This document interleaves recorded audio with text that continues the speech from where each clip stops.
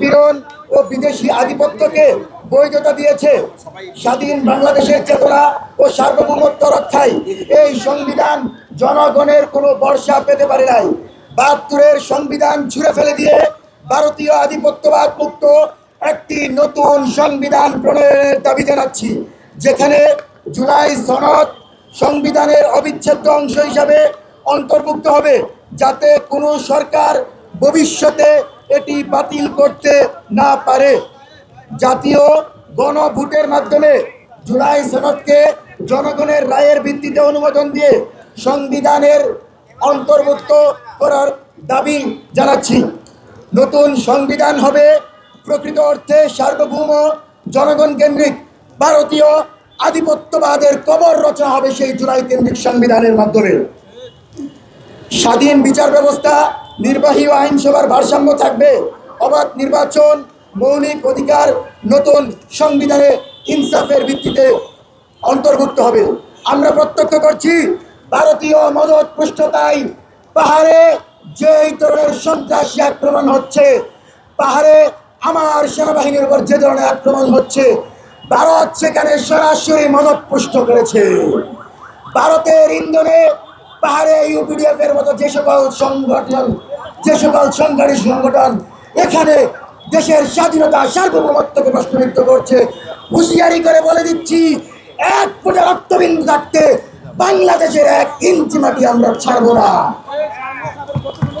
সরকারকে আমরা সতর্ক করছি, বহুবার বলেছি, আওয়ামী লীগের কার্যক্রম বন্ধ করেছেন, এদের রাজনীতির কবর রচনা করেন। ১৪ দলের প্রত্যেকটা সন্তান, প্রত্যেকটা জারজকে দ্রুত গ্রেফতার করে বিচারের মুখোমুখি করেন। জটিকা মিছিল করার সুযোগ দেন।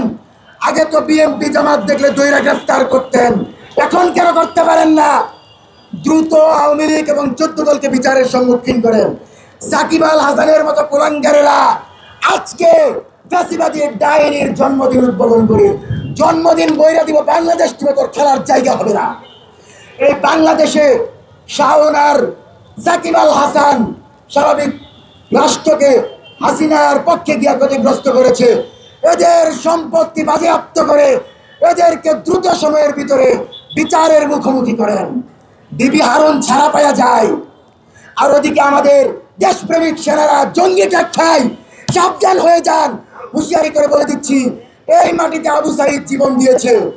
আজকে জাবেরের বাবা এখানে বসে আছে, শহীদ জাবের বলেছিল, শেখ মুজিব গোড়ার ডিম, জাতির পিতা ইব্রাহিম। সেই মুজিববাদী সংবিধানকে ছুঁড়ে ফেলে দিয়ে জঙ্গি ট্যাগ যাদের উপর দেওয়া হয়েছে তাদেরকে নির্দোষ ঘোষণা দিয়ে সাকিব আল হাসানের মতো কুলাঙ্গারদেরকে বিচারের মুখোমুখি করার দাবি জানাচ্ছি।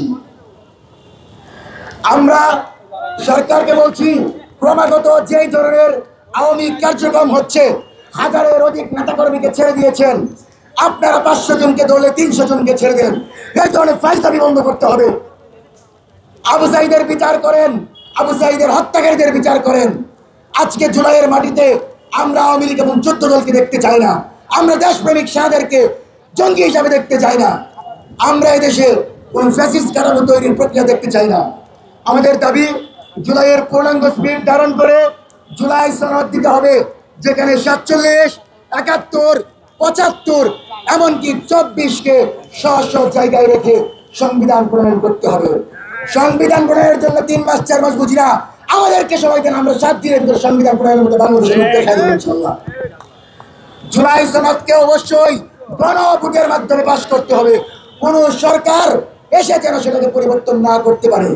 সংসদে যাওয়ার আগে মনে রাখতে হবে, এই জমিনে আবু সাঈদ জীবন দিয়া গেছে, এই জমিনে শাপলা করেছে, পিলখানা করেছে।